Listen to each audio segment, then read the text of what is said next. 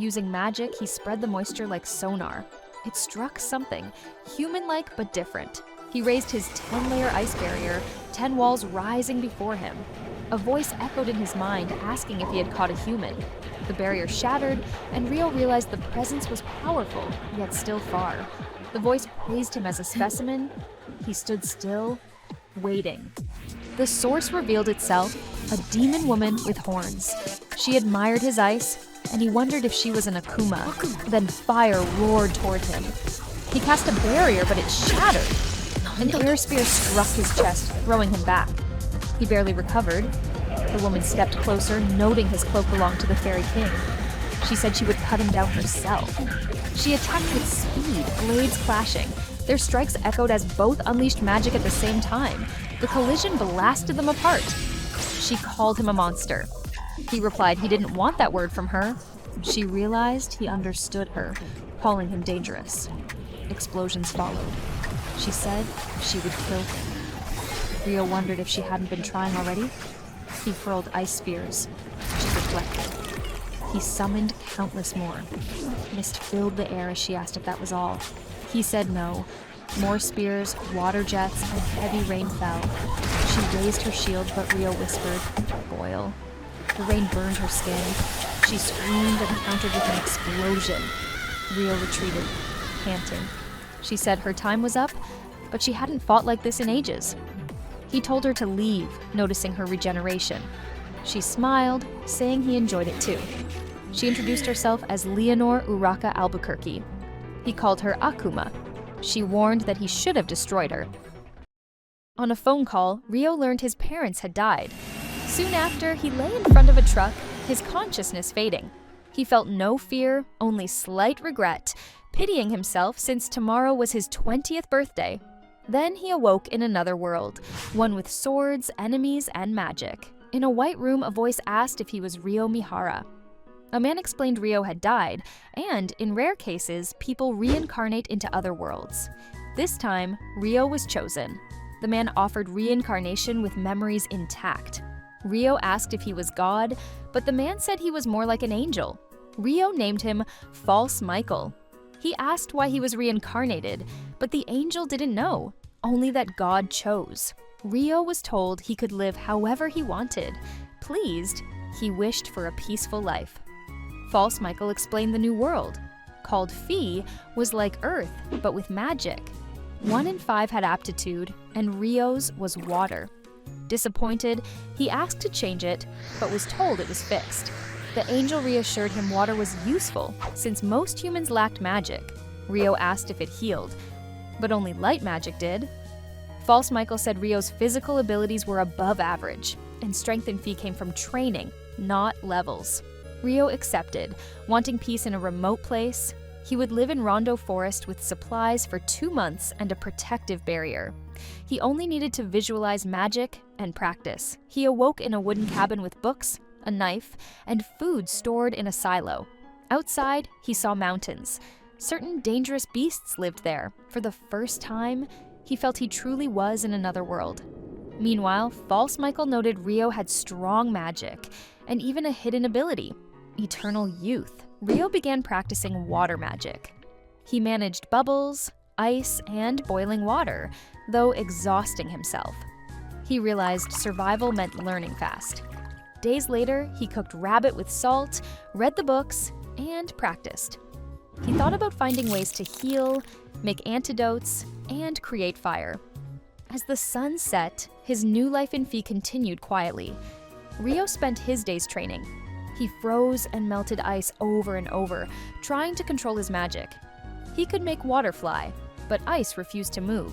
To build his strength, he ran long distances and gathered whatever ingredients he could find. At night, he pushed himself harder, practicing until exhaustion. By the 13th day, he had shaped a knife out of ice and fixed it to a stick. Holding it like a spear, he felt a bit proud. He named the technique Ice Spear. That morning, he set out with 2 goals: find detox herbs and a stone for fire. He walked southwest toward a beach, leaving the safety of the barrier. The forest opened to a wide river, sunlight glittering on the water. He was stunned for a moment, then moved on. On the path, he found quartz. one of his goals, much easier than expected. Along the river, he kept his home in mind, careful not to lose direction. A sudden sound snapped his focus. A small boar charged at him. He barely dodged, but it came again. Wounded and cornered, he froze the ground. The boar slipped, sliding into sharp ice spears.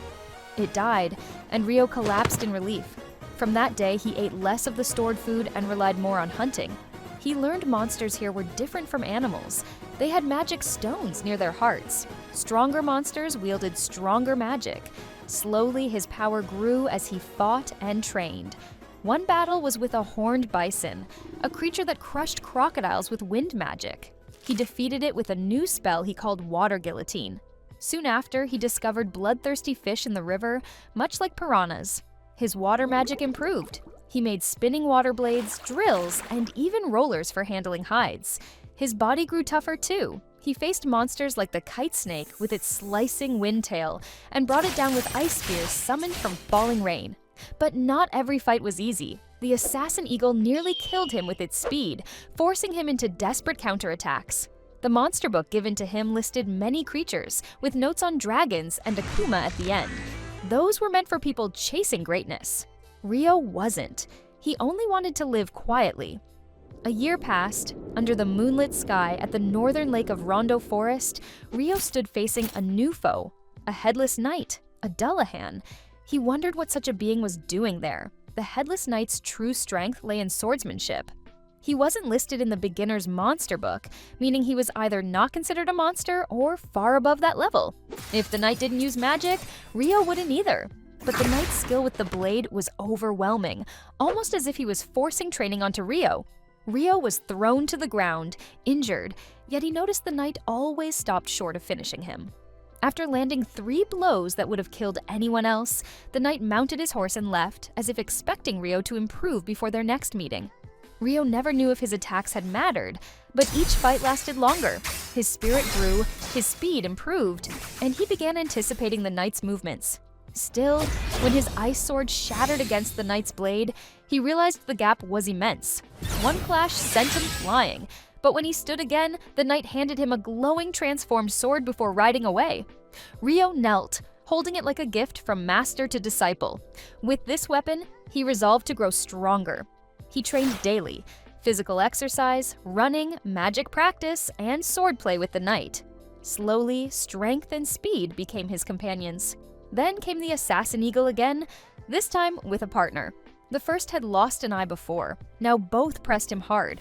He dodged, predicted their moves, and with clever magic, managed to kill one.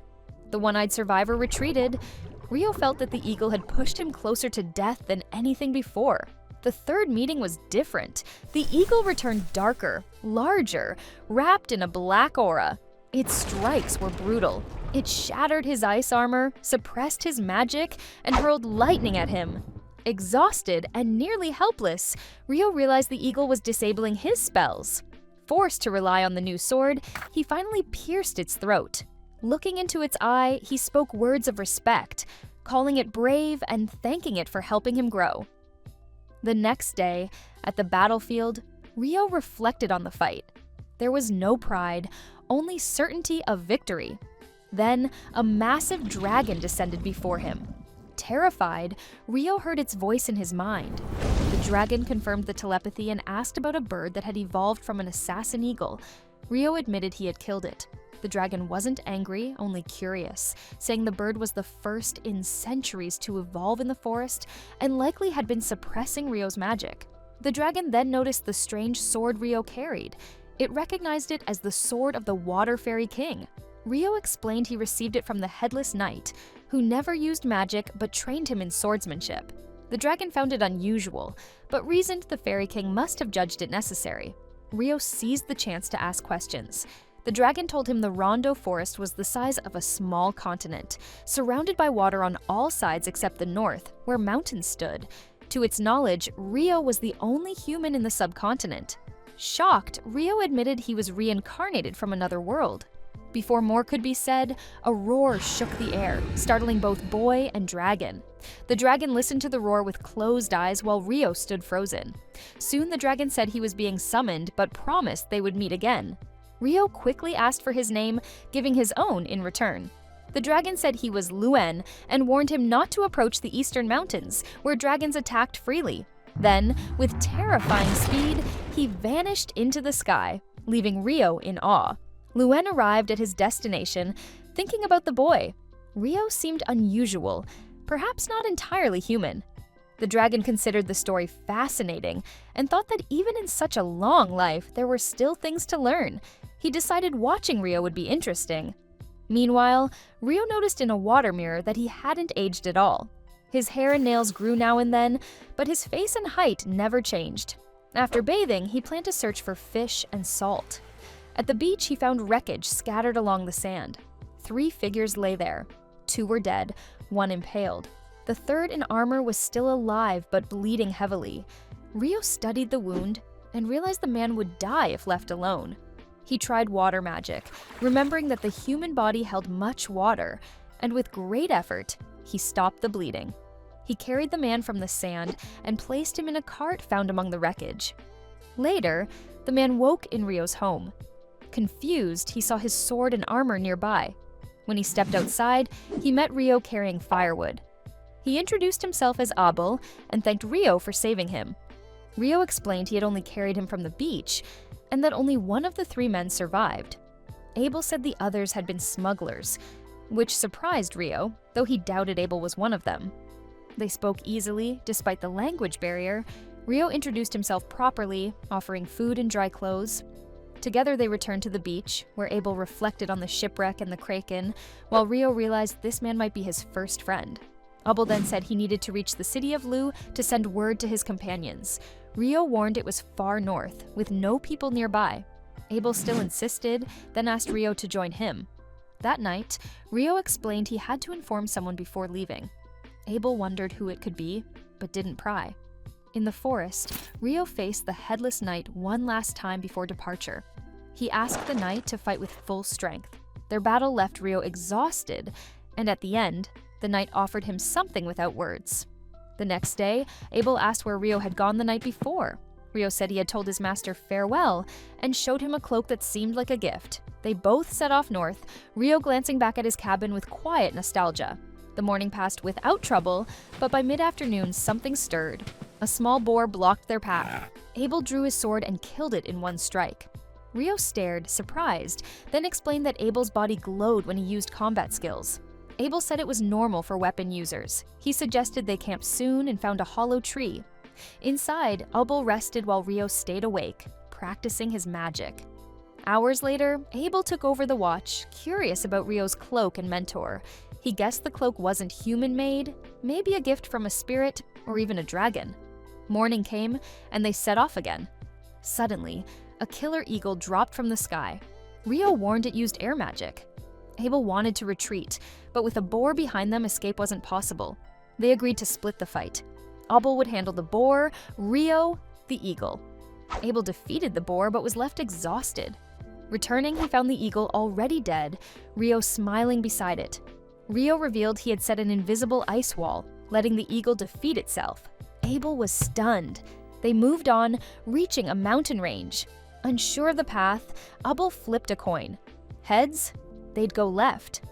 Rio admitted he'd never seen money, so Abel explained the coin system and the world's 3 realms. Soon, they entered a golem nest. 12 stone golems surrounded them. Rio asked to try new magic and summoned massive ice walls that crushed them. From the wreckage, they collected a valuable yellow magic stone. Later, Rio spotted a massive behemoth. Abel warned not to fight it. Before they could leave, they saw 6 wyverns flying toward it. Rio grew excited, realizing they'd get to witness a beast battle. A wyvern screeched and sent a sharp gust at the behemoth. The beast stood still, raising stone boulders as a shield. The wind broke harmlessly against the rocks. Another attack came, and the behemoth raised giant stone walls. Abel admitted he knew of behemoths, but not their magic. Rio had expected a battle, but not one like this. The wyverns circled, waiting. Then, With a roar, the behemoth shattered its own walls. Suddenly, the wyverns fell from the sky, unable to fly. Abel guessed paralysis, but Rio doubted it. He called it magic nullification. Abel was shocked, saying no human could do that. Rio pointed out the wyverns still moved, proving it wasn't paralysis. Abel recalled hearing of traps in dungeons, which excited Rio. The behemoth crushed the grounded wyverns. Abel mentioned that Lon had the only dungeon in the central provinces, which thrilled Rio. They moved on, shaken by what they had seen. Later, they hunted. Rio's ice spikes pinned a wyvern, while Abel finished it. They gathered meat, drying it for the journey. Abel warned Rio not to lower his guard, but soon a griffin appeared, drawn to the rabbit meat tied at Rio's waist. Rio fed it, and Abel followed. The griffin ate, then flew away, revealing a hidden road. They followed it. The evil mountains were infamous, filled with ogres and orcs. Somehow they survived. Abel sighed in relief. Rio asked about the Adventurer Guild. Abel explained its benefits: no tolls, cheaper markets, free city entry, storage for belongings. Rio compared it to banks. Abel added that the guild worked across nations, even in wars. Soon a city appeared. Abel said it was Cad in the Kingdom of Nightly. From there, Lon was only a day northeast. He told Rio to register there since it was a border city with a dungeon and better opportunities. Abel offered to sponsor him, and Rio expressed respect for the warrior. Abel accepted, saying they'd stay one night in Cad. That evening, Rio tried curry with rice. He ate plate after plate, amazed by the flavor, promising to recreate it one day. The next morning, they walked through the city. Rio asked about life outside the city walls. Abel explained that farmers usually lived outside. In Lon, gates never closed, but patrols were strong. Finally, they reached Lon's gates. A guard greeted Abel by name, and Abel paid Rio's entry fee. At the city gates, Abel pays the guard and suggests they head straight to the guild. He asks Rio if he truly wants to register, and Rio confirms, saying he wants to try the adventurer's life. Abel explains that with him, Rio can apply for a rank up. Normally, adventurers start at rank F, but with a B rank sponsor, they can jump to E or even D. Rio asks about the benefits, and Abel says a higher rank means better missions and more rewards. Rio then asks if wyvern magic stones are valuable. Abel replies that they're extremely rare and priceless, rarely sold in markets, and too many could even crash the market. But the guild knows how to handle that. Inside, everyone is surprised to see Abel alive. They call him the leader of the Crimson Sword with companions Rhea, Warren, and Lynn. Rio realizes Abel is well respected and could be a valuable ally. Abel introduces Rio as the one who saved his life. The group welcomes him warmly. Abel recommends Rio for D rank, but the guild requires proof. They go to the guild master, Humaglass. The man is relieved to see Abel alive and listens as Abel says Rio saved him. Abel insists Rio is even stronger than him and lays out wyvern stones on the table. The guild master is shocked at their size and rarity. Abel explains they hunted south of the Evil Mountains after being stranded there. Talk shifts to selling the stones. The guild master offers to handle it, suggesting a 50-50th split. Abel insists Rio takes 60%, saying he owes him his life. Rio hesitates, but the master tells him not to insult Abel's honor. He accepts. Soon, Abel's old companions arrive, Lynn, Rhea, and Warren, emotional to see him alive. The guildmaster prepares Rio's registration, confirming that D rank is fine. Though Rio feels Abel did the final blows, the master says no one defeats wyverns alone. Rio is strong enough. The master notes Rio's athletic build for a mage. Rio explains he trained his body to survive if his magic failed. The man approves, wishing more youths thought that way. Nina then arrives with the registration tool. She introduces herself, and Rio does the same. Sitting across, she begins asking for his basic information: his name, his occupation, and the attribute tied to it. Rio answers everything correctly until the last question, where he admits he has no residence yet since he just arrived. Embarrassed, he listens as Nina explains that he can stay in the guild dormitory for up to 300 days after registering, enough time to settle in. She says the dorms help adventurers get to know each other, and he is free to leave before the time is up. Picking up the papers she hands over, Rio reflects that Fee is still full of mysteries, as there are no printers, yet the quality of documents is amazing. Nina then asks if he has entered a dungeon, and he replies no. She explains the guild offers a monthly dungeon seminar, along with many free courses for beginners. She recommends the dungeon seminar, and Rio eagerly agrees. Smiling at his excitement, Nina says it starts the day after tomorrow, lasting 5 days with different topics daily. She suggests he attend them all. She fills out his form and tells him to be on the guild's 3rd floor at 9 a.m. the day after tomorrow. Rio wonders if time is measured the same as on Earth. Nina says the plaza tower rings at set times, including 9 a.m., confirming it is the same. She informs him that the interview is complete and only the registration remains. She points to the crystal ball and asks him to place his hand on it. He does so, and a voice confirms he is registered. Nina tells him to remove his hand and thanks him.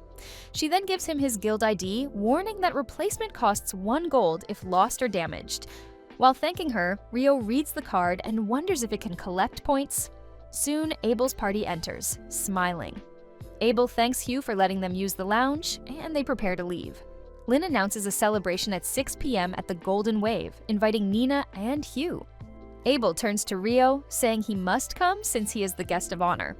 Rio looks confused, but Abel explains that the Golden Wave is their usual inn, and he will book a room for him too, so he cannot refuse. A voice confirms registration is complete and asks if Rio has questions. Abel, cheerful, says he will answer everything and urges him outside. The priestess goes to the inn to prepare, while Abel jokes about stealing Rio away. Rio thanks Nina and the guildmaster, and Nina tells him he is now officially a lawn adventurer before returning to her desk. When everyone leaves, the guildmaster kneels in joy, saying he couldn't cry. He recalls how dark things felt when Abel went missing, thankful he survived the shipwreck and the evil mountains. He decides Abel will no longer investigate smuggling rings or take sea-related jobs. Quietly, he thanks Rio again, then takes a book from his cabinet and picks up a device resembling a phone. Meanwhile, Rio and Abel walk through lawn.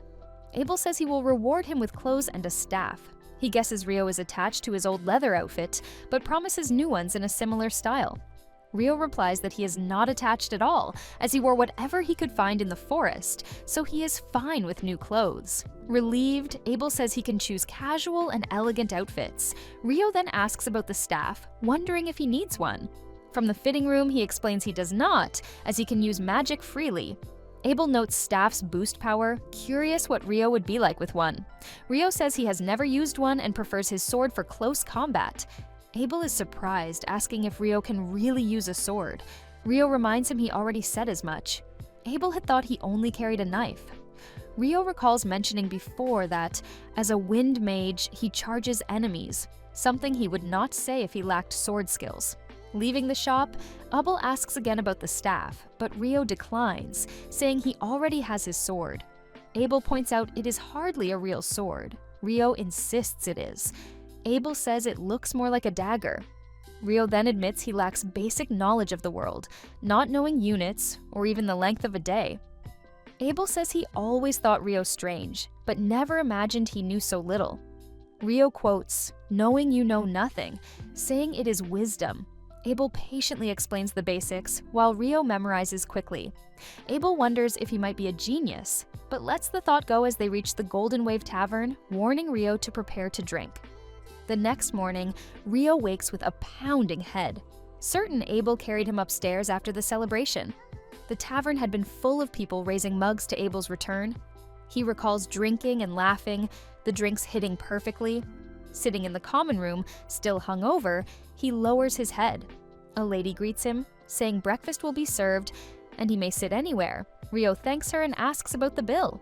She tells him Abel already paid, surprising him with his kindness. He thinks anyone who pays for others is better than most. Later, he goes to the guild to follow up. Nina greets him, and he asks about the lodging. She explains that 30 people stay there, though some are in dungeons, so not everyone is around every day. Each room houses 6, and the common area is shared. Since no one else was waiting, Nina offered him a tour. They walked together, and she asked if he enjoyed the party. She said everyone left happy, but Rio thought he had drunk too much. Nina advised him to visit the guild shop for a detox potion to cure his hangover. He admitted he did not know potions could do that. He then asked about the lodging rules. Nina explained he could come and go freely with access to runes, shared bathrooms, and a kitchen hall. She added that there were no caretakers, everyone managed themselves. Rio asked if there were caretakers before, and she said yes, but that was long ago. Cleaning was now outsourced. A retired adventurer ran the cleaning business in the city.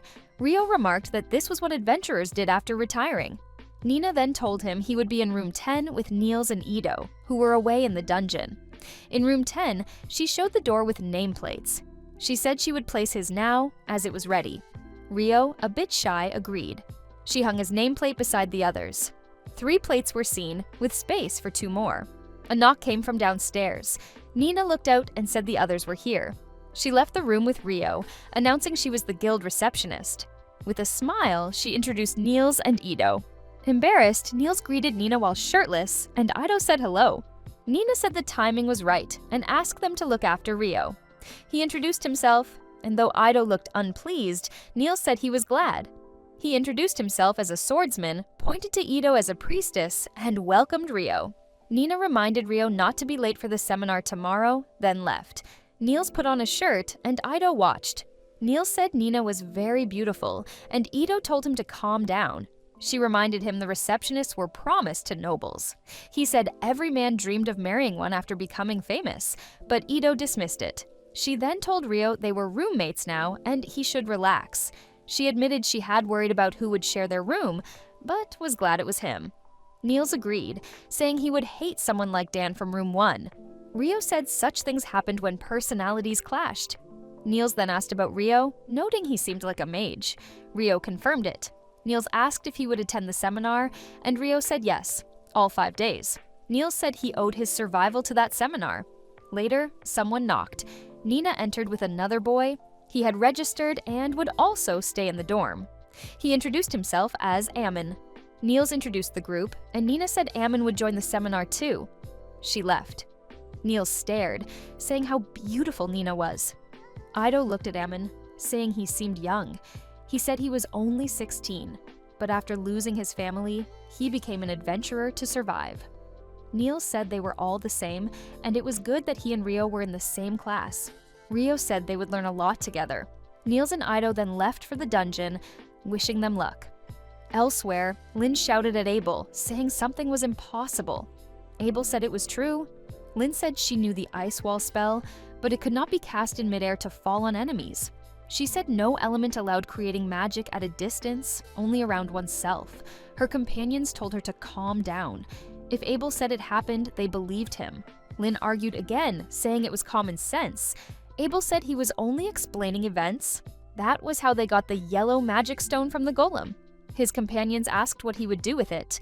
Abel said he could sell it, but naming who he shared profits with would complicate things, especially if he mentioned Rio. He added that registering in Lawn did not mean Rio was loyal to Knightley, since others might want him. Lynn said if even half was true, Rio was incredible. Abel felt frustrated at their doubt. They said Rio might leave Lawn for another city. Rhea said losing him would weaken both Lawn and Knightley, and worse if he joined the Empire. Abel said Rio would not. Asked why, he said Rio disliked the Empire's name. Then his friends explained they had only taken simple missions, not dungeon ones. Abel thanked them and said he was glad. Rhea said rewards were split 4 ways, so they should check the amount later. Abel was surprised, saying that it was unfair, but they insisted it was how their group worked. Abel remembered he had also earned money selling monster stones and would split it too. His friends were shocked when he said they defeated wyverns. Lynn asked if he had helped another group, but Abel said no. He reminded them that he had said before there was a wyvern nest south of the mountains and he and Rio killed them. Rio threw ice spears at the wings and Abel struck the eyes.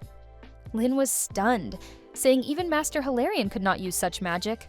Rhea agreed. She said only one might match that level, the Inferno Mage of the Empire, but that was only a legend. They say he burned 1,000 soldiers in one attack. They also say he killed a wyvern with 1 blow and destroyed rebels hiding in a city. Abel smiles and says he wouldn't want to meet the Inferno Mage in battle. Then, more seriously, he says he wouldn't want to face Rio either. He thinks about Rio using magic without chance, saying made-up names that somehow fit him, and casting them fast. He wonders if he could even break Ryo's ice wall with his strongest strike, especially since Ryo could still launch ice spears from behind it. Abel admits he doesn't see a way to win. He also recalls Ryo posing with his sword, saying he could fight in close combat. Abel sighs, thinking it isn't funny, because even with magic, he doubts he could win. With sword skills too, Ryo's very existence feels strange. And then there's still the Empire's anomaly, the Hell Mage. Abel concludes it's never wise to make a mage an enemy. On the 5th day of the beginner dungeon seminar, someone lets Ryo speak. He asks if a teleport device exists to reach the last floor cleared. Everyone stares. The instructor says Ryo is well informed, and yes, some dungeons have it, though not Lon. He explains exploration resumes from where it left off, but he doesn't know the details. Ryo thanks him. Later, Amon walks ahead sulking, while Ryo feels relieved about guessing right. Amon admits he's impressed. Ryo replies that it was just curiosity. Suddenly, the gates open loudly. They all step into a fortified room with bars. The instructor explains that monster outbreaks happen, so they built defenses. He shows the double gates, says names and times are recorded, and if people don't return, they're missing. He adds that all students are now officially inside. Ryo notices Amon trembling beside him. He tells him to relax, breathe, and after trying, Amon feels better, though still pale. Ryo reassures him that they'll be fine together. They descend the dark staircase to the 1st floor. Someone comments on how huge it is. The instructor says only weak monsters appear here. They may explore, but must return in 2 hours or be considered missing, with a temporary ban after. Ryo and Amon walk side by side, weapons ready. Ryo senses something near, while Amon panics. Ryo says the target is close, he'll freeze it, and Amon can strike. Moving ahead, they spot a soldier ant, just like in Ryo's book. It stops in front of them. Ryo explains it doesn't spit acid, so the best way is to decapitate. Amon agrees, promising to do his best. Ryo begins his ice magic. Water gathers above the ant, then sharp spears rain down, pinning it. He shouts for Amon to flank and cut. Amon obeys, runs to the side, and severs the head. Ryo cheers while Amon stares in shock, then yells that he did it. Ryo congratulates him, saying he did well. He suggests taking the magic stone to mark Amon's first battle. Amon asks if he's sure, but Ryo confirms, since that's how adventurers earn rewards. Amon nods and says maybe they should return. Ryo explains slugs clean corpses, and confidence comes from success. They raise mugs, eating and drinking to celebrate. Amon says it was only possible thanks to Ryo, but Ryo insists his swordsmanship was good. Niels interrupts, saying what matters is celebrating. Afterward, Niels and Ito say they'll keep exploring and ask about the boys. Amon says he'll continue too, though unsure about joining random parties. Ryo silently thanks, then offers to explore up to the 3rd floor together. Amon, excited, agrees. Ito notes ants aren't usual on the 1st floor, though Niels recalls it happened before. She adds that the guild received reports of ants recently. Niels says the dungeon still isn't fully mapped. Then Abel appears, saying ants dig tunnels to move floors. Ryo complains it's meant to scare rookies, but Abel says he was just answering. He asks if these are Ryo's roommates, introducing himself and saying Ryo is strong but difficult. Ryo retorts, accepting the provocation. Niels realizes this is Abel of the Crimson Sword and eagerly asks for a handshake. Abel agrees, reminding him that survival matters most. Ryo watches, wondering if Abel's charm and words explain his popularity. The warrior says his last job kept him away, and he has only just returned.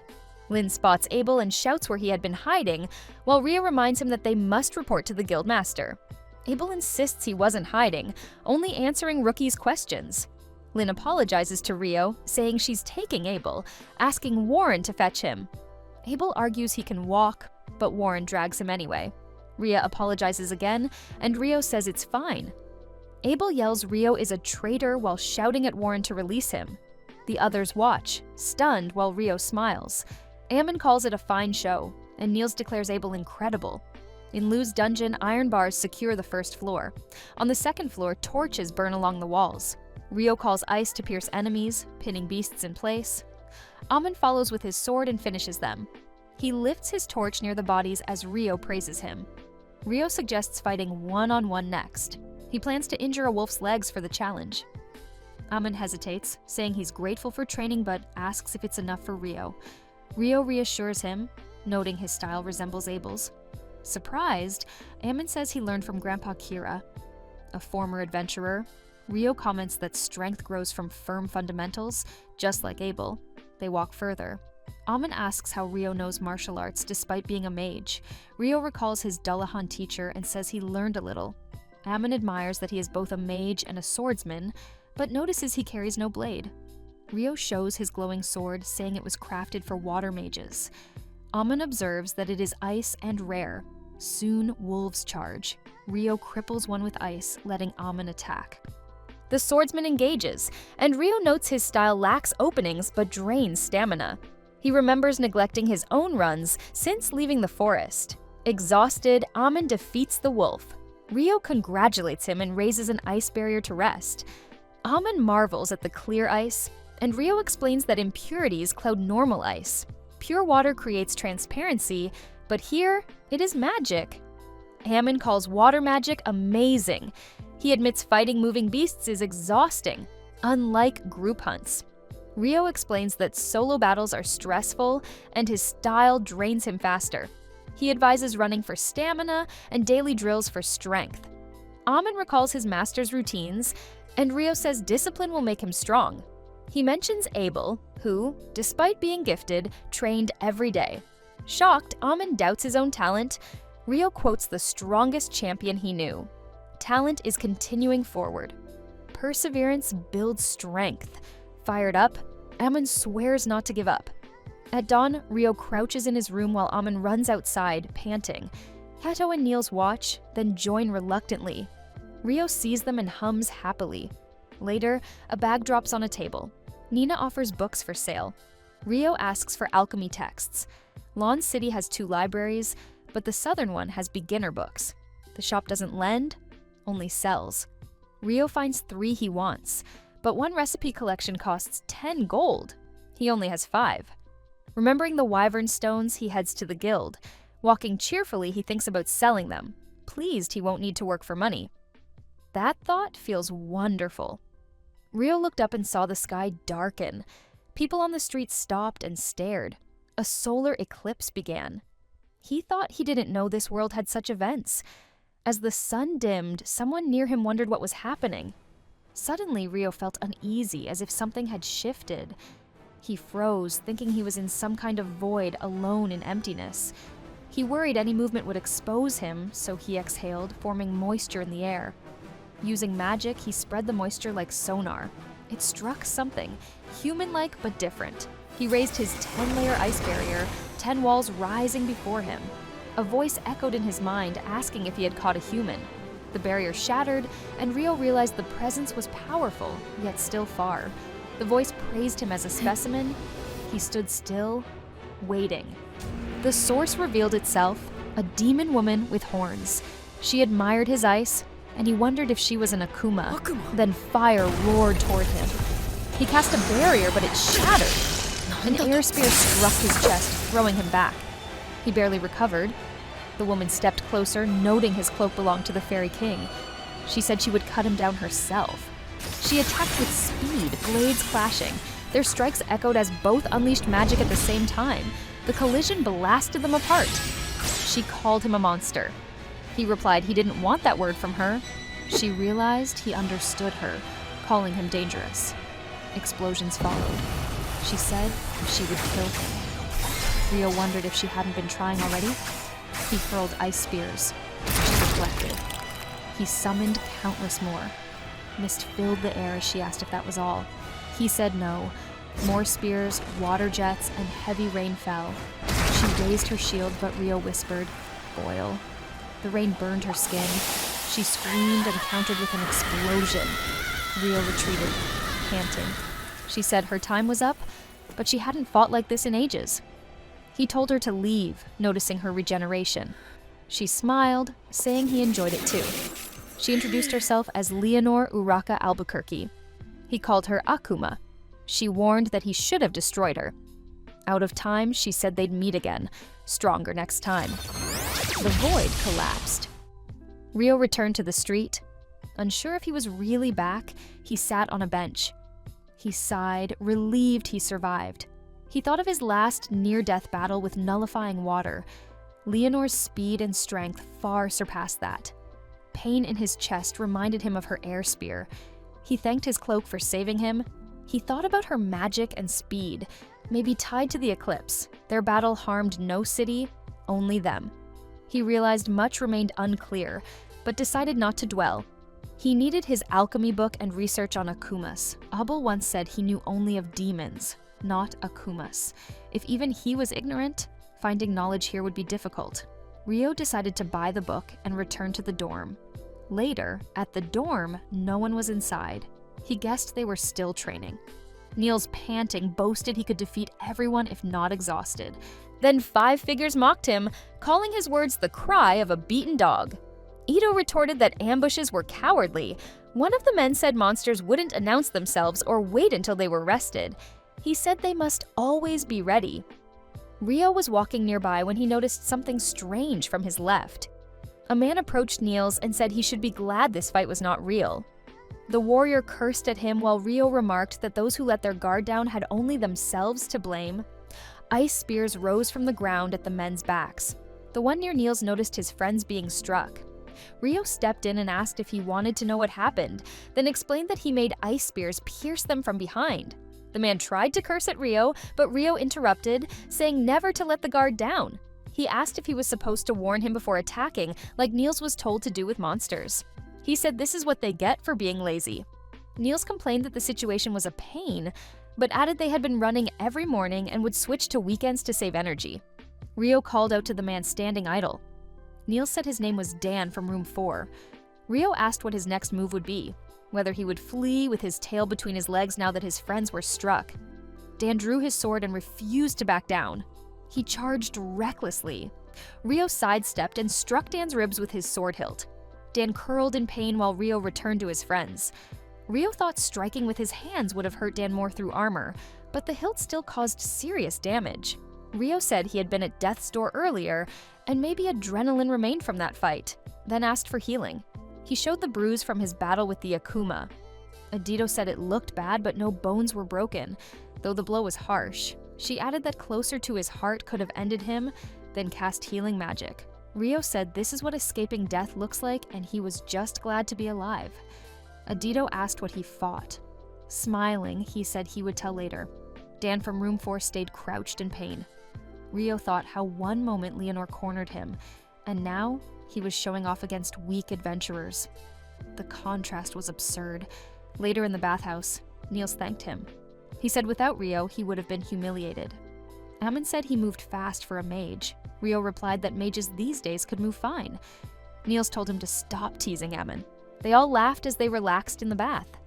The Kingdom of Knightley lay in the central province, with Lon as its largest southern border city. At the Adventurers Guild canteen, Niels said he, Ammon, and Ito were forming a dungeon party the next day and asked if Ryo would join.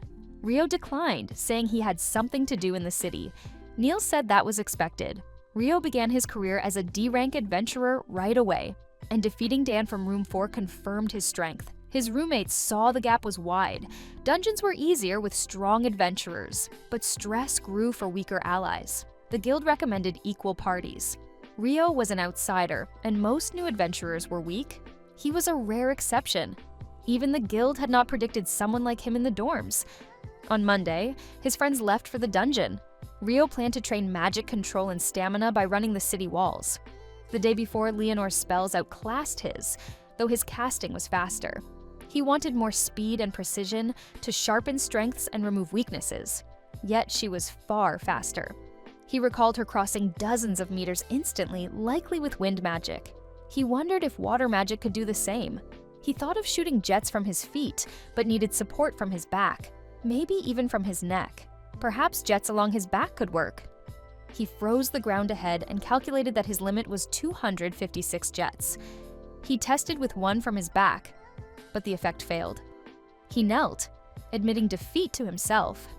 He thought maybe 1,024 jets might work one day. In the dungeon, Niels told Ito hunting was faster with another swordsman, especially against goblins. Amin said goblins were easier than wolves since they were slower.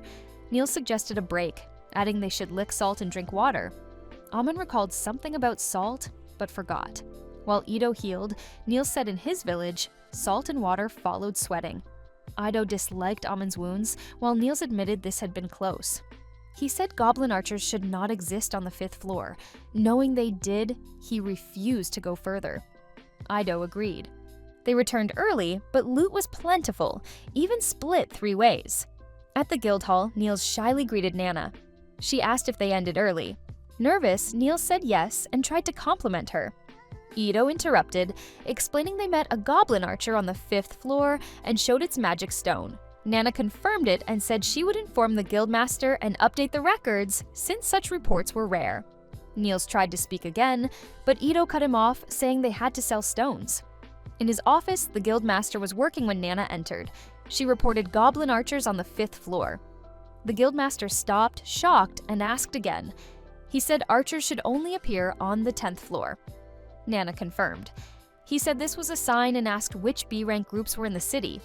Nana said the Crimson Swords and White Brigade were in town. He asked about Feltz. She confirmed they were still here. He ordered both groups gathered in 1 hour.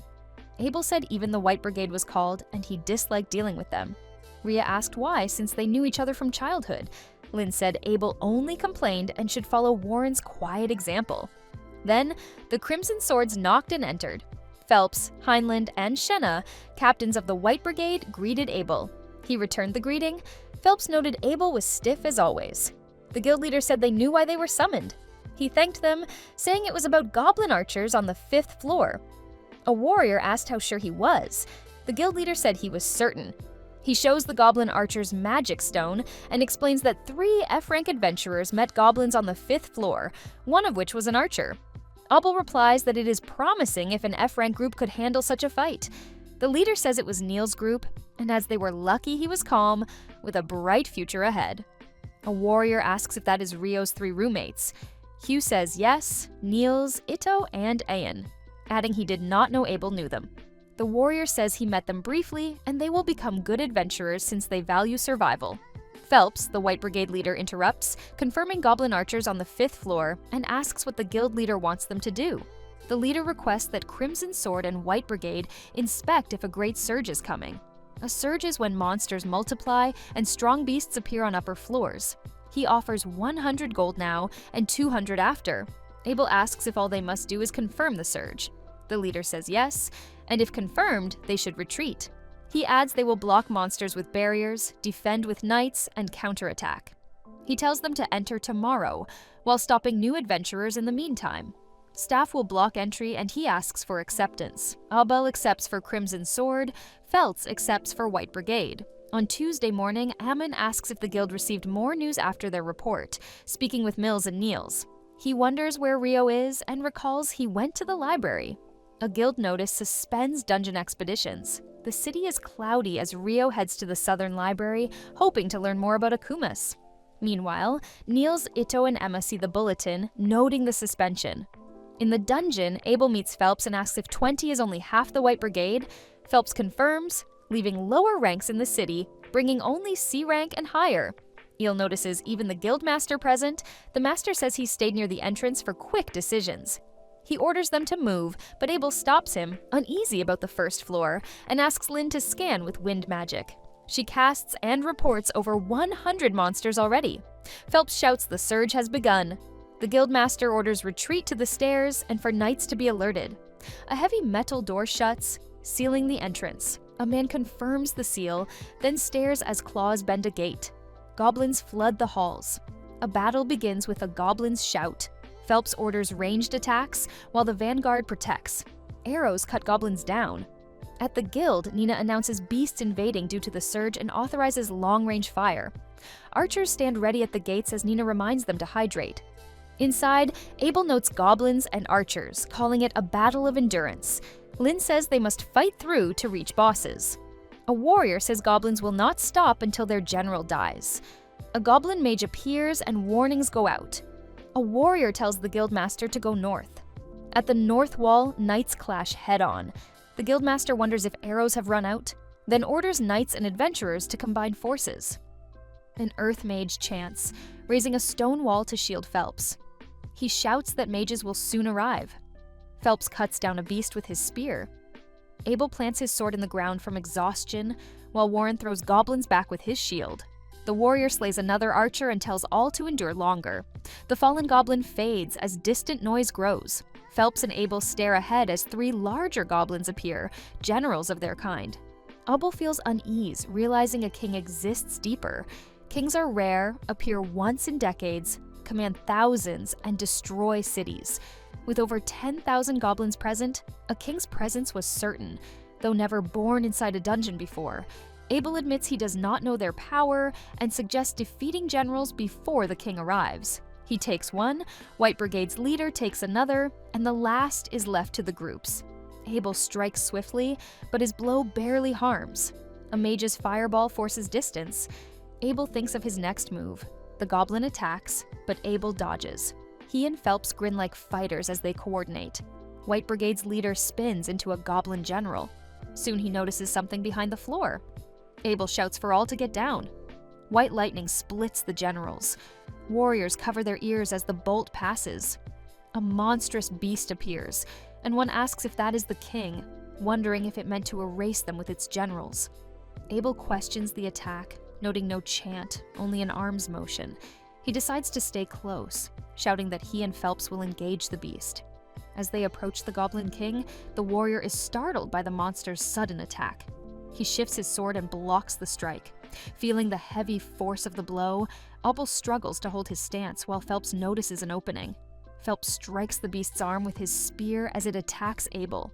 The monster reacts to the leader's blow and roars at both. Abel keeps his focus on the beast. Together they strike repeatedly, fighting with steady determination. The beast begins to weaken under the assault.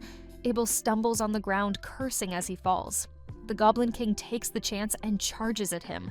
The warrior calls out for Phelps to duck. The leader rushes forward, calling Abel's name.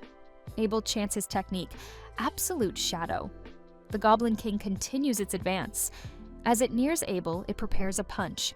Abel counters with a piercing sword strike, landing the blow. He calls Lin to attack while he holds the beast.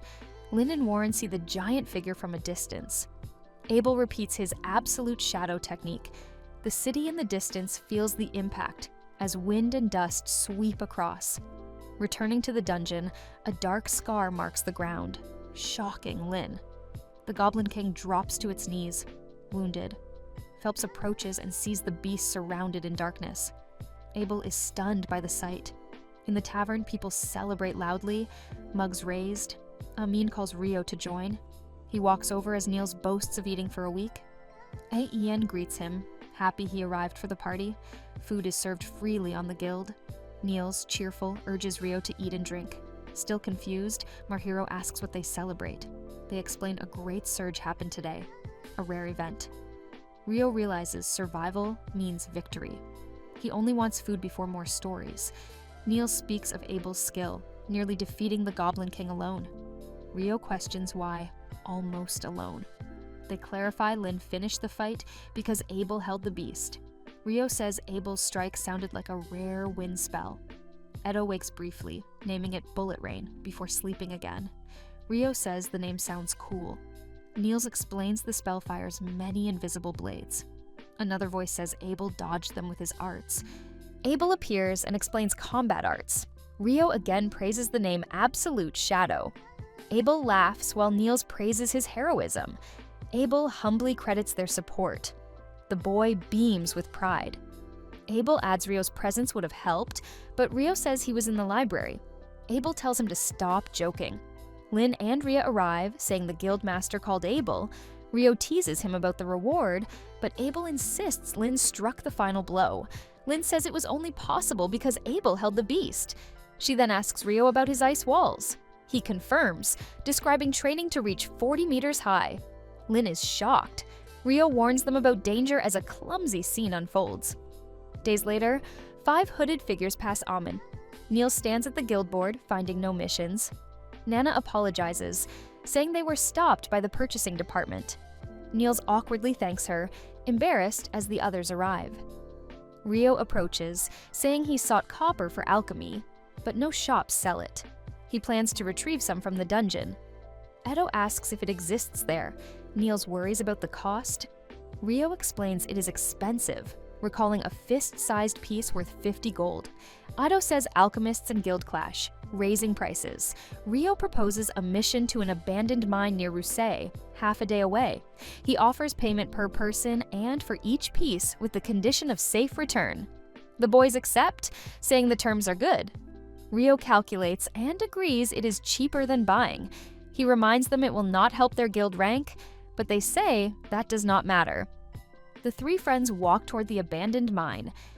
The hero could have gone alone, but he wanted to let his roommates earn money since he already had plenty and did not want to simply give it away. While they searched for magic copper, he practiced alchemy with materials from the city. At the northern bookstore, unlike the southern one, the texts were more specialized and narrow in knowledge. Lin walks toward an engraved door that guards the restricted archives, open only to those authorized by Maggrave and adventurers of rank B or higher. Inside, materials and texts hidden from the public were stored, including high-level spells and forbidden magic. After some research, she doubts the spell is recorded there, but wants to confirm no spell exists for summoning ice walls from afar. In the Central Nations, all spells and their incantations are cataloged, including the one used to defeat the Goblin King. The incantations are long, and high-level magic demands experienced mages. Otherwise, it consumes the user. That is why the books are kept away. Yet she finds no record of the spells Ryo has used. Spells are created by incantations, producing magical effects, and anyone with aptitude may cast them. With training, one progresses from basic to advanced spells. But there is original magic, needing no incantations. Thinking of Ryo, she compares it to a water version of the fire mage famous for unknown high magic. She cannot understand magic without chance, and original magic is less understood. A woman emerges from shadows, saying it has been a while. Lin turns, noticing the sword at her waist, then recognizes Sarah, the only B rank of the Wind group still in Loom. She greets her. Sarah asks why Lin is there. Lin says she searched but found nothing, then asks about her missions. Sarah says she was away, just returned yesterday, and departs, noting the librarian waits. Lin, frustrated, thinks of going home. From room 10 of the dorm, the courtyard is visible. While the boys are away on Ryo's mission, the hero works on formulas until he makes his first antidote. Suddenly, someone yells for him to stop. He pauses, alert. Dan from room 1 speaks, telling men to leave a girl alone. One man holds her, saying she can serve drinks and maybe stay. Ryo sees through the window. He thinks they are knights taking advantage of a new adventurer near Ammon's age. The men insist she is broke and should keep them company. She screams and refuses. Ryo prefers not to interfere, thinking they could find entertainment elsewhere. Dan yells again, warning them to stop or be beaten. A knight hears, lets the girl go, and approaches. She hides behind Dan, who is joined by 2 adventurers. The knight draws his sword, promising not to kill, but to teach. Dan waits tensely for the charge. Suddenly, the knight falls face first. Shock spreads. He curses, rises, and falls again. His friends ask Dan what he did. Dan insists nothing. The knight tries again and falls. The crowd watches in confusion. The guildmaster reads it, agreeing to support but refusing to give all the food. Clive asks if he knows the meaning of accommodate. The guildmaster asks if Clive knows the meaning of as much as possible. Arthur Varick, court mage, tells them to stop arguing and agrees to request all food but suggests asking nearby towns. Hugh agrees, Clive accepts, saying he will drop the food but not the dungeon demand. Hugh says opening it is dangerous. Clive says the research team was made for this. The guildmaster accepts, but only at their risk with signed documents. Clive is annoyed. Hugh says if he refuses, the dungeon stays shut. Arthur says they have no choice. He suggests hiring adventurers. The guildmaster agrees, but warns no one knows what lies after a great tide. Meanwhile, Ryo asks Abel about the northern library. Abel says his card gives entry, but not to the restricted section. Ryo is surprised it exists. Abel asks if he knows how lucky he is as a D rank here. Ryo asks about Abel's popularity since many greeted him and attended his party. He ignores the question and asks what's he watching. Ryo points at 4 people who did not attend. He laughs that maybe Abel is not so popular. Abel says he does not care. He explains Lon is the only city with a dungeon, so adventurers come from everywhere. Rio says the group looked suspicious. Abel disagrees. One of the group notices them. Rio says maybe they were not invited. Abel says they are not from here. Rio sighs in relief and jokes Abel's popularity is intact. Abel says he does not care. They follow the group into an alley. Sounds of combat echo, then stop. Rio says it was not nice to attack just because Abel is popular. The group lies defeated. Abel says Rio is jealous. Rio says being mocked doesn't justify violence. Abel searches the bodies. Rio says he dislikes stealing. Abel says he looks for ID. He finds an alchemy tool. Rio wants it. Abel refuses, saying it is evidence. The card shows the man is gaming him. A C rank from Jakalia. Abel says Jakalia is the Alliance's capital and their presence here is strange. He says they should hand them to guards. Rio teases Abel for doing good sometimes. Abel insists he always does. Rio brings up a rumor, shocking Abel as Phelps exits an inn trailed quietly. His pursuers draw swords, vowing revenge. They surround him. Phelps closes his eyes. The knights leap, then suddenly freeze, confused at what is happening. They realize their bodies will not move. One knight notices something in his leg, something like a needle. Suddenly, from behind, Phelps asks if he thought he could defeat him. Shocked, the knight realizes the needle in his leg is what prevents movement. A woman then says Lord Phelps let the knight's behavior slide and that trash should be burned until ash. Stretching out her arms, the three knights turn into pillars of fire before her. She then walks alongside Phelps. Phelps tells Sheena the mage that she did an excellent job. Back with the adventurers from Jakalia, one is still conscious. As he rises, he wonders what happened and says those two were too strong. He says the man with the crimson sword was powerful, but wonders who the mage was, saying they never had a chance. Another man from the Jakalia group notices something nearby. He wonders if something is burning, seeing light and smoke. As they rise in pain, one says the situation became a complete mess and they should return to the inn. The rest stand slowly. While the leader is already walking, he turns and tells them to hurry. Turning forward, he comes face to face with Sheena. She notices him out of her eye.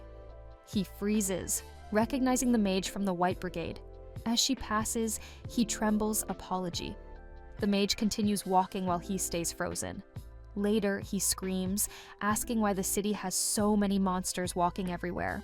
6 days after the big tidal bore messed everything up, Rio's walking around, starving because every joint's still shut. He drags himself to the Golden Wave Pavilion. The last time he was here, Abel was getting his welcome home party. Some girl is sulking because the Crimson Sword crew already dipped, and the grumpy old hag at the counter says they left half an hour ago but didn't check out their rooms, so they'll be back soon enough? The girl freaks out, asking if she can still catch them if she sprints to the Adventurers Guild. Hag's like, maybe if you Usain Bolt it. Then she spots Rio strolling in and straight up yanks his coat like a clingy kid calling him Oni-san. Old lady's jaw drops while Rio's screaming inside that he's not her long-lost bro. She begs him to escort her to the guild because apparently Google Maps doesn't exist here. Turns out her teacher's teacher made her deliver a letter to Abel. Fast forward, they crash Abel's squad at the guild, and Rio swears it's not a fan letter. Abel doesn't even know what a fan letter is, thinks Shortskun's roasting him. Turns out it's from Professor Ilarion calling Abel for dungeon research duty. Abel breaks it down that Ilarion wants him to babysit the research squad in the dungeon. Shortskun asks if it ain't sealed. Abel says the kingdom's big shots will sweet-talk the guild into cracking it open anyway, so they're roping in adventurers as backup muscle. Rio thinks Abel either needs laxatives or knows the dungeon's about to be a nightmare after the tidal bore. Abel admits he's half right since decades ago. Even an S-rank sword god and his A-rank crew vanished in there. So now it's tradition to lock it up for a month minimum. Abel shrugs, says nobody knows what's cooking inside, and he'd rather not find out. Rio votes for breakfast, but nearly dies hearing the research team raided the whole cafeteria. Natalie's like, bro, if that leaks, adventurers will riot over food beef. The Saint asks about today's hunt. Abel says stay grounded. The guildmaster might draft them since they're B rank. Talk shifts to some wind chick returning from the capital, but Rio just wants eggs and bread. Later, Rin annoys Natalie by asking if she knows the floating ice wall spell. Abel finally reveals the truth bomb. Rio pulled that trick himself. Abel warns them that Rio's a monster, so if he ever flips, surrender quickly. Meanwhile, Rio's just starving. Rio's chilling with a boring waiting notice till some sweaty dude sprints over like a pizza delivery boy and hands him an admission pass. Inside the mega library, he nearly drops his jaw when he bumps into Sarah, looking like she stepped out of a poster. After a quick intro, she explains the librarian's ditched to babysit the research team, so she's pinch hitting as his book guide. Now, Rio gets why the library slapped a waiting notice on the door. She asks if he knows the fancy guy with the monocle. Turns out he's castle staff filling in, but just as lost. Rio skips asking about Akumas and instead says he wants books on alchemy to control golems. Sarah's like, damn. Big ambitions for Shorts-kun, but those books are rare. Still, she drags him to the shelves while he's sniffing the bookish air like a man who missed his ex. In his past life, he was a bookworm, and now he's got books and a cutie helping him. Meanwhile, Old Bones is getting roasted by adventurers raging about stolen food and refusing to be kingdom slaves. He claps back, saying, "Take or reject requests as you wish. But stop crying, traitor." Abel steps in and drops the bomb. Crimson Sword's going in with the Royal Magic Corps, and it's a favor from an old friend he can't refuse. The Royal Magic Corps is basically the nuke squad of the kingdom, the first ones diving straight into the dungeon's lower floors. Abel says they'll be dropping updates as they go, so adventurers can use that tea to decide if they want to risk their necks. Old Bones nods, impressed, since now nobody can cry about being labeled a traitor. He declares the dungeon opens tomorrow at 7 sharp, with updates on the bulletin board like a medieval Twitter feed. Then he tells some prim, secretary-looking lady to set up an E and F rank meeting at 9, but those rookies can't touch research team requests till the 1-month lockdown ends. Later, Miss Beauty asks Rio if Niels and his crew are back, then dumps the job on him to tell them about the E and F rank meeting.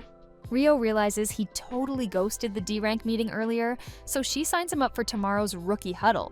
When Nils, ETO, and Ammon roll back with fist-sized ores, they beg for bonuses, and Rio casually drops 300k on each. They nearly faint at his sugar daddy move. He also spills the dungeon scoop and the fact that he missed the D rank meeting because he was busy doing library research with a hot chick. The trio decides that it must be peak D rank culture.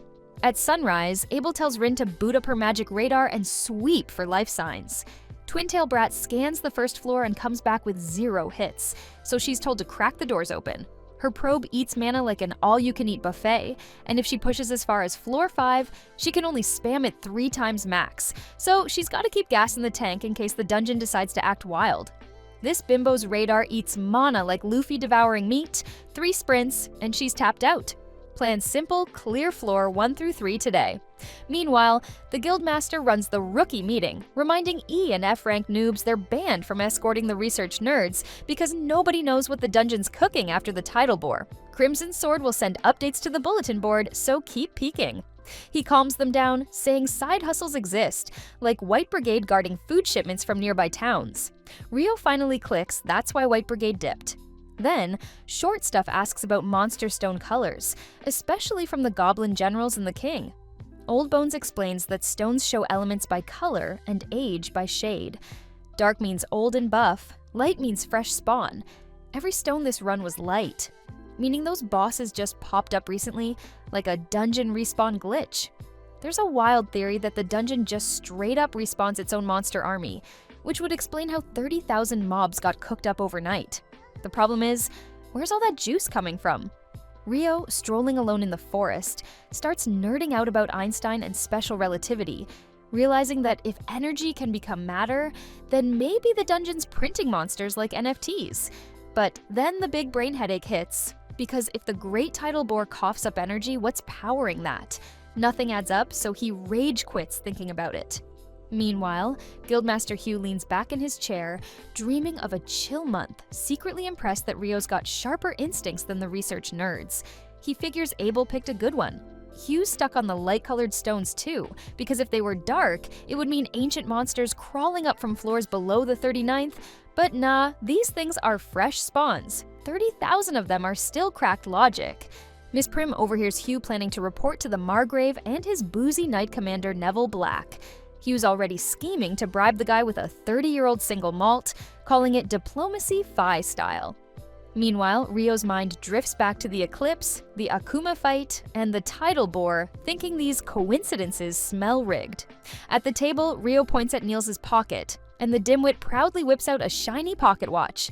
He flexes that adventurers need one, so they don't leave clients hanging. Towns have giant clocks that bong every 3 hours, but pros carry their own bling. On Earth, watches were painful until springs were invented, but in Phi, you got magic and alchemy, so crafting was easy, just pricey.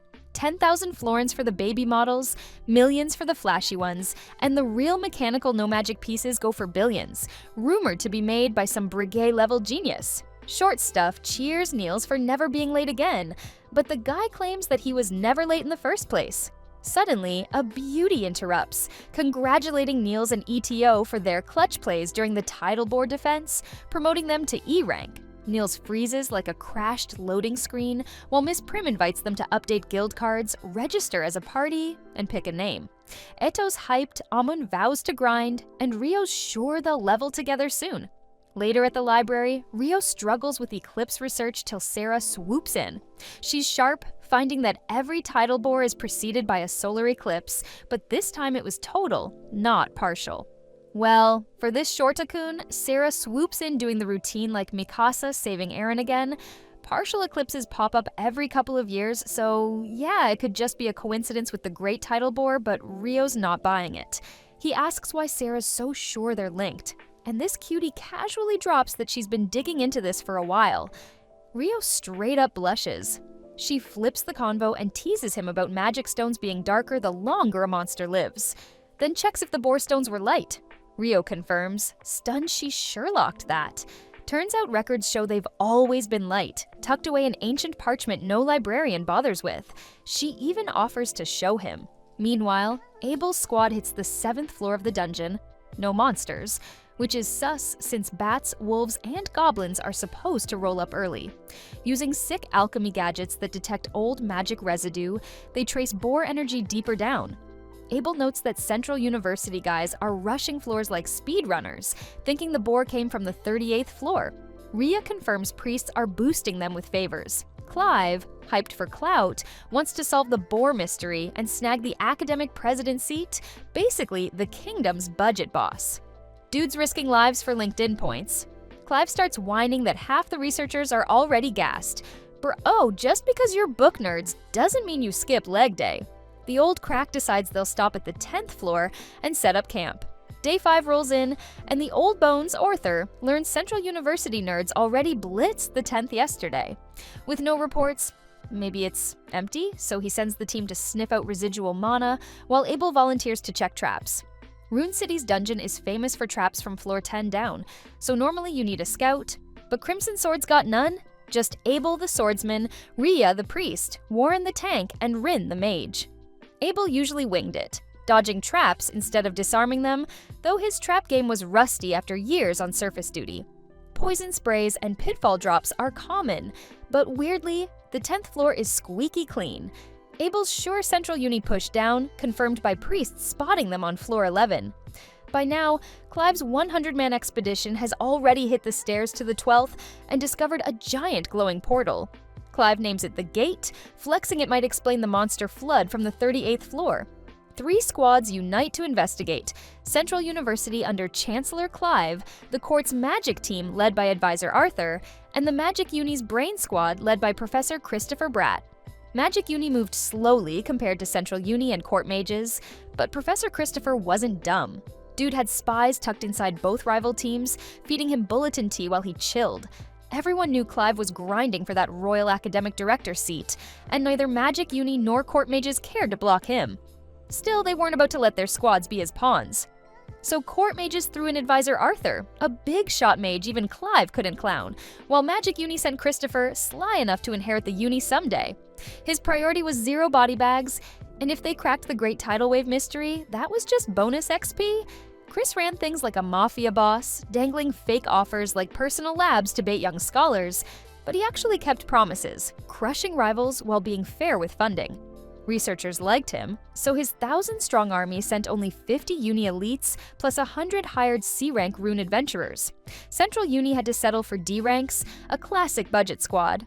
With supplies locked, Chris thought the 11th floor would be a cakewalk, but instead found it empty, realizing this dungeon was turning into a way messier grind.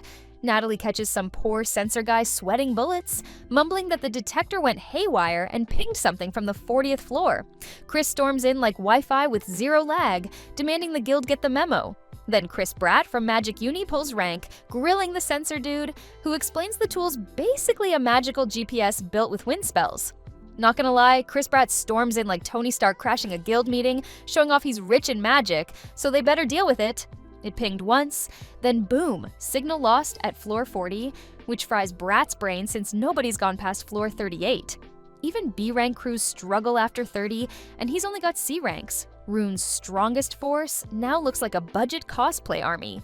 Bratt reports to the guild, Natalie dashes back, and the guildmaster gets filled in on recent events, nearly losing his last hair strand.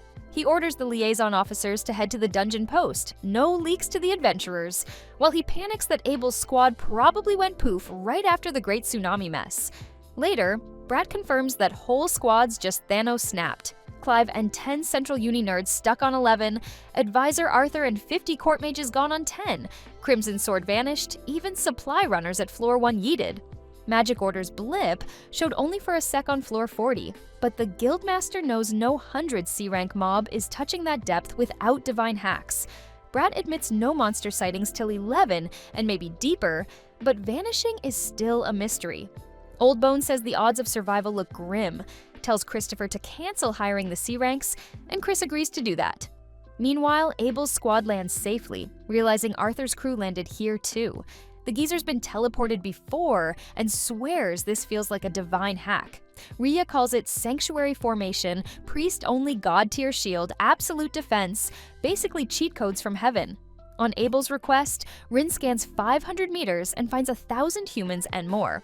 Arthur's sure Clive's squad also got dragged in. Abel says that screw it, keep moving. Clive drops in, and the air already reeks of fireballs. He yells at the mages to throw up barriers, basic stuff even noobcasters can do, but his squad still gets shoved back hard. Looks like this bunch got hit harder than Team 7 facing a pain attack. Then they see it. A devil straight out of Nightmare Fuel, backed up by a mob of monsters.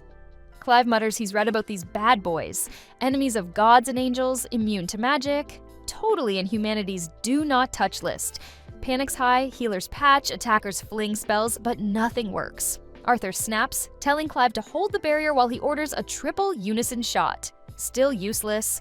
Rhea's jaw drops, but Arthur insists coordinated fire can crack the devil's barrier, unlike pesky wyverns. The problem is that it's too many devils and javelin spells that eat mana fast. Abel says screw it, and decides to go close range mode with his assault team. Warren shields, Abel slices one devil clean, team mops up, but Lynn's bone dry on mana. Rhea spots the big boss, who is a demon prince, a future demon king candidate. At the temple, she'd heard that one demon prince once leveled up into a demon king, only to get wrecked by someone not even labeled a hero. No records of that happening, but now this demon prince is glaring down at the humans like they're discount snacks. Abel calls it to ignore the prince, wipe the extras first, and don't risk nuking this weird barrier zone. Crimson Sword's leader is busted up, but hypes himself that it's better than that Griffin nightmare. Then, the prince yeets his 3 minions away just to duel Abel solo. At first, Abel thinks jackpot. But the guy's speed and power are pure hacks. He's dodging like crazy, realizing the prince's swordplay is amateur at best. Just brute force and ego. Still, even Arthur's triple unison spell doesn't work. One clean slash from the prince drops Abel hard, hopeless. Just as despair peaks, someone literally pops out of the ground Rio, pulling an entrance like a ready-made hero. Everyone's jaws hit the floor when this kiddo, Rio, drops in like a hero. Just a bit earlier, Natalie had sprinted over, begging for his help, remembering Abel's advice that if they vanish, then rely on Rio for help. The bimbo's a Sakura tier chaos, yelling at Rio to fix this now. Short Stuff was busy brewing his sketchy potion experiments with magical copper ore as a catalyst. The bimbo burst in, panicked about Abel and 50-something others gone missing. Crimson Sword, Royal Mages, and even 10 Central Uni nerds from the 11th floor all got teleported, likely to the 40th floor. Crimson Sword and nerds from Central Uni together feels like Gintama collab. Chaos meets brains all screaming. Ryo doesn't waste time insisting they talk while moving. Later, guards block him, but he flexes his adventurer card, drops an invisible wall, and strolls through like it's his house. As he dives into a sudden hole, he feels the barrier, denser than the last, almost like it's alive. Down below where the ground sucked down, Abel's getting folded by the devil when Ryo crashes the party, slamming magic blocks with style. Shocked, Abel stared and wasn't expecting this guy to make it here. Ryo squints at Abel, wondering how the guy can't stand when he doesn't look injured, believing the great swordsman nearly died from a concussion or something. Abel snaps back, he just slipped, which only makes Ryo roll his eyes harder. Everyone's worried sick, but when Abel insists it's a demon prince, Ryo calls the devil too weak for that title. Mr. Sensible explains this one's a future Demon King candidate, strong as hell. Ryo pieces it together that it's the Demon King's kid, which explains why it feels fragile. Then, in a blink, the short stuff slices through minions like butter, Abel's jaw practically hitting the floor. When the prince lunges, Ryo mocks it, saying Leonore was way faster, then casually chops its head off, only to see this devil thing still moving. Testing regeneration, Ryo bombards it with blasts, poking holes like a kid with a stick. Abel gasps at the sound of its magic stone breaking. Like that, Ryo's done, leaving Abel truly shocked. When Ryo's done wrecking, he notices the devil's magic stone is pitch black. Arthur admits it's his first time seeing one. He's fought devils in his Western Kingdom adventurer days, but never beaten them.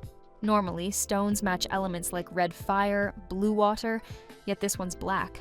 A darkness element, though the devils spammed fire arrows. Rihia chimes in that devils vanished 20 years ago. No temple records, while scholars say they just pop up using space-time magic. Ryo's brain melts. Michael only listed 6 elements plus non-elemental, no space-time cheat codes.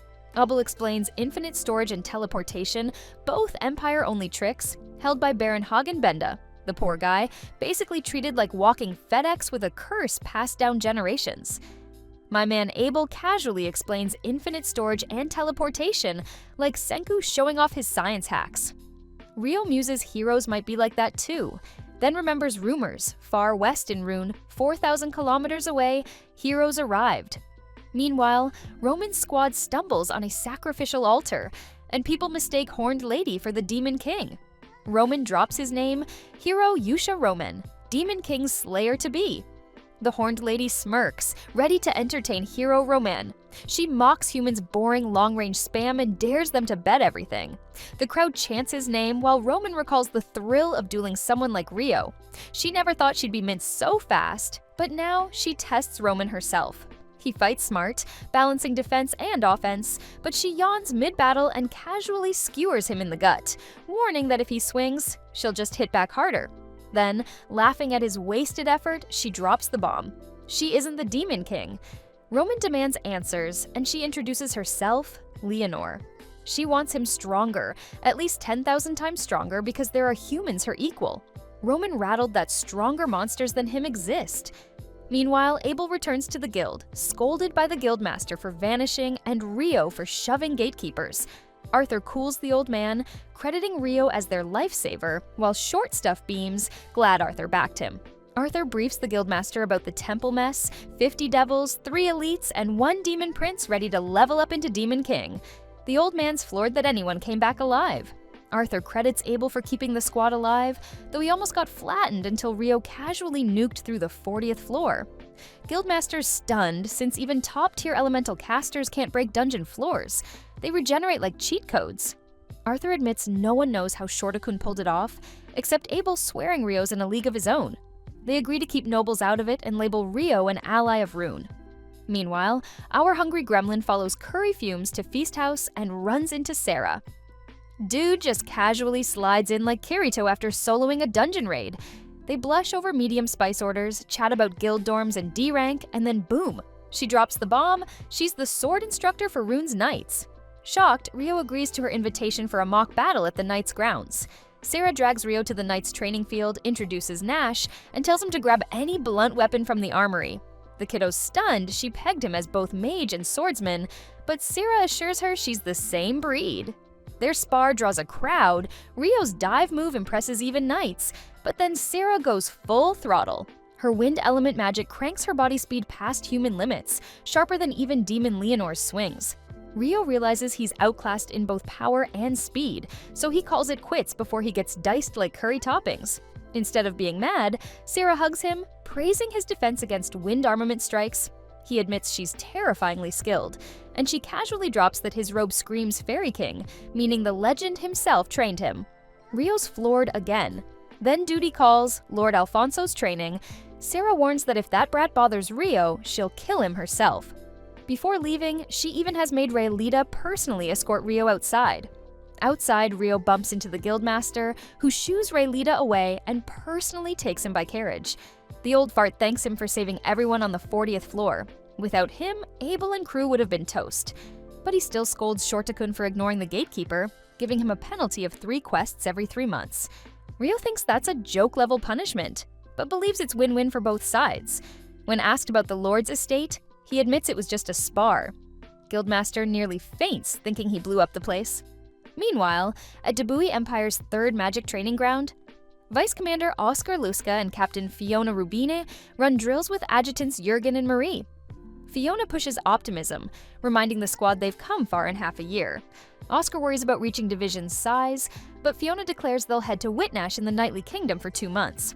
Trainees sigh in relief at Oscar's kindness, forgetting he once skewered a recruit's legs mid-lecture. The trainees hype themselves up, swearing survival comes only by getting stronger. But deep down, they know they'd all get roasted if they ever fought the vice commander. Oscar Luska isn't called the Inferno Magician for nothing. Fiona mentions Whitnash isn't just a stroll, it's a big 5-year festival, and her elder brother Prince Conrad will attend as the Empire's rep. Oscar grumbles about tagging along, sweating bullets over mingling with nobles since his polite mode crashes harder than bad magic. Fiona teases that even royals drop formality, so he should just deal with it. Still, Oscar suspects Emperor Rupert VI might be plotting a bloody purge while his golden daughter is out of sight. Fiona, the 14th princess, is Rupert's pride, with red hair, blue eyes, tall, deadly, and wielder of the Imperial Blade Raven. Crowned mage commander at 17, she rebuilt the order into a battle-ready force. Oscar only wants to shield her from the Empire's blood-stained atmosphere. At the table, Ryo teases Niels about burning out too soon, but Amon's just glad he's here to steady things. It's his first time teaming with another party. He reassures ETO that sticking to Abel's plan from last night means no screw-ups. A B-class leader doesn't give bad orders. Abel's 10-man request means guarding 5 carriages, 3 front, 3 back, 4 in the middle, with long-range classes like priests and mages setting formation. This time, they're paired with DeLong's coffee maker, an escort veteran D-rank crew. Ryo jokes about their own name, Room 10, but Niels insists it's fine. Guild names range from Crimson Sword to White Brigade, so no one cares. Hugo, the merchant lead, briefs them. 13 days total to Whitnash, with a 9-day layover for the massive 5-year port festival. Payments 5 coins each, solid money for DE ranks. DeLong posts Ryo with a gun and John in the rear, where they're stunned he's a water mage, something rare in Rune. Gunn grins, saying Abel hyped him up. Ryo decides he owes Abel dinner, though curses his memory for forgetting last week's promise. Ain't gonna lie, that B-class boss hyping little guy up behind his back is straight. Might Guy gaslighting Rock Lee into believing he's unstoppable. The merchant group covers lodgings, and since Whitnash's road is patrolled, the escort gig's safe enough for D and E rankers. The only real downside is a 13-day commitment. Most adventurers own or rent homes in Rune, so wasting half a month's rent makes long escorts unpopular, though dorm rats like Room 10 don't fuss. Ryo then asks why the hell their partners are called Coffee Maker. Gunn and John nearly choke, explaining that DeLong insisted since his grandpa, DeLonga, used the same name. Ryo grins, though he hasn't tasted coffee since being isekai'd here, which is the tragedy of the century. The next day, DeLong spots a blacksmith party patching a caravan and hears they're bound for Whitnash too, eager to see a magnificent ship being launched. With everyone except one priest on the front line, their smithing talent is top-notch. Rune's adventurers are so soft-hearted. Probably Abel's fault. Apparently, the guy inspires kindness like it's contagious. At their lodgings, DeLong confirms departure will be 9 a.m. 10 days later, 2 days after the port festival wraps, so everyone's free to play tourist. He also assigns the 4-person room to Nils' crew. Thus, Room 10's first escort ends safely, at least on the outbound trip. Settling in, Neil offers to grab food, and Rio tags along, later floating on Cloud 9 after devouring Whitnash fish and chips. Amin savors devilfish leg, ETO munches mashed shrimp croquettes, and Nil raves over grilled mini kraken. Bro hyping grilled mini kraken like it's Gordon Ramsay in the One Piece kitchen. The next day, traffic chaos erupts when the Kingdom of Kufair's carriage cuts in line, but Third Imperial Prince Conrad keeps calm, nostalgic at the sea his empire lacks, securing it as the Emperor's lifelong obsession. At Lord Roxley's banquet, Conrad apologizes for dragging Fiona, but she plays it cool before retreating. Later, Fiona vents to Marie, calling banquets soul-draining compared to training. Marie insists Conrad's kindness is genuine, but Fiona grumbles she's a hindrance despite being an unmatched mage swordswoman. Port Festival Day 1, Rio spots Abel chilling in the VIP seats beside a stunning woman, an imperial princess no less. ETO whispers she's leagues above Nina, while Neil shrugs that she's just pretty, but immediately backtracks that he'd totally date her if fate offered. ETO roasts him, saying he'd first need to surpass Abel. Soon, Crimson Sword joins them, with Rhea confirming Abel is Rune's Guildmaster's rep since White Brigade's Phelps is stuck hauling food. The priestess adds that this is the Guildmaster's petty revenge on Court Mage Order's Ilarion after that dungeon fiasco nearly killed them. VIP seats are warranted by a wind barrier treasure, so no sabotage unless someone's begging for a war. Talk shifts to Vice Commander Oscar, the Inferno magician rumored to vaporize armies, wyverns, and rebel towns with one blast. Rio debates staying clear, but then literally bumps into Oscar, who's being teased by Jurgen into fetching festival snacks to appease Princess Fiona.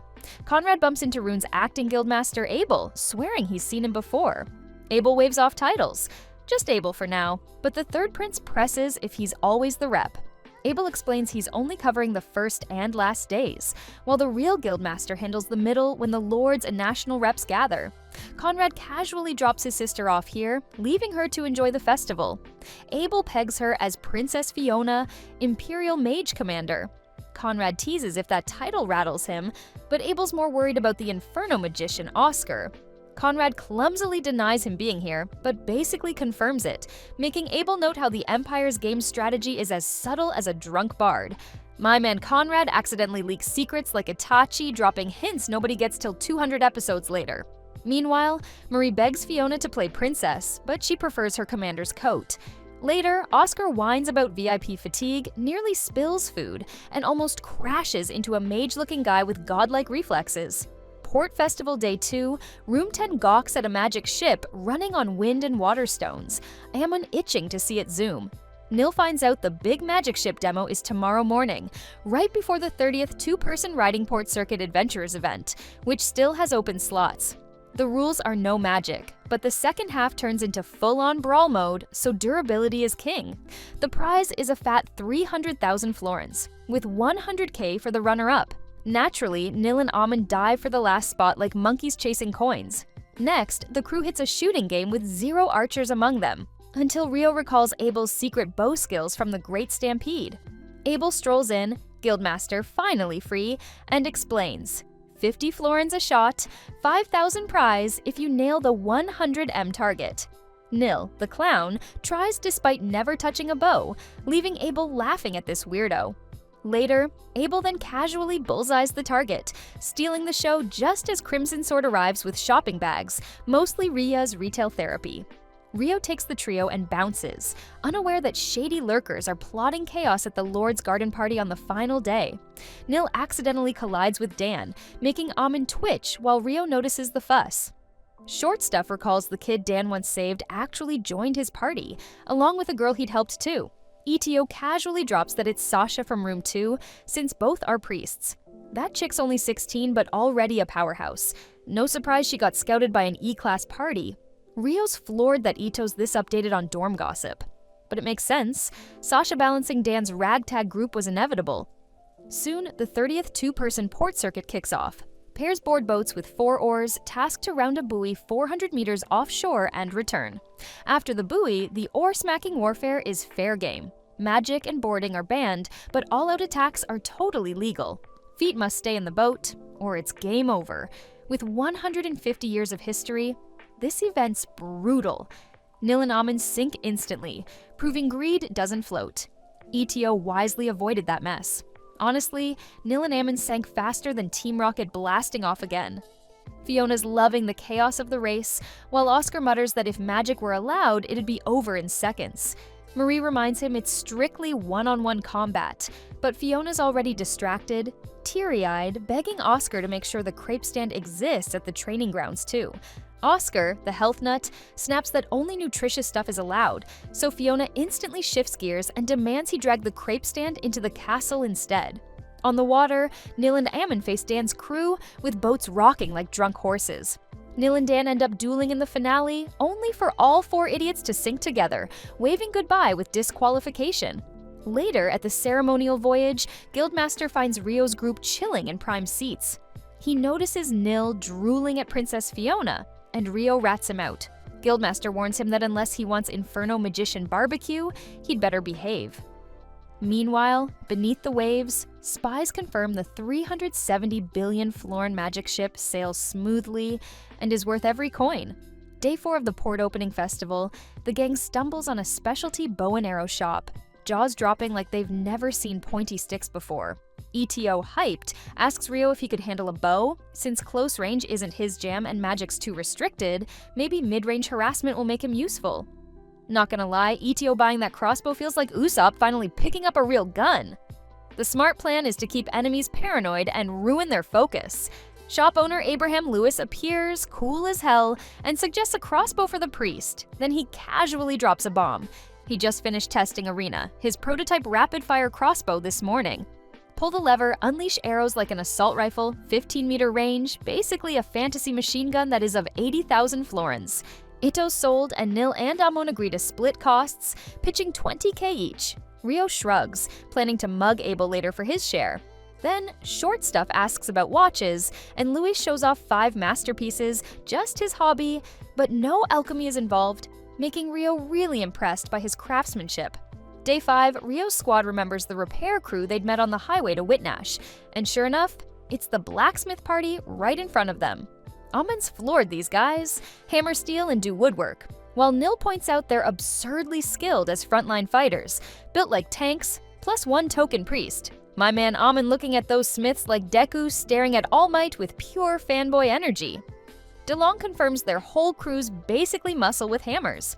Day 6, Room 10 takes a break from flexing brains and stomachs by touring restaurants.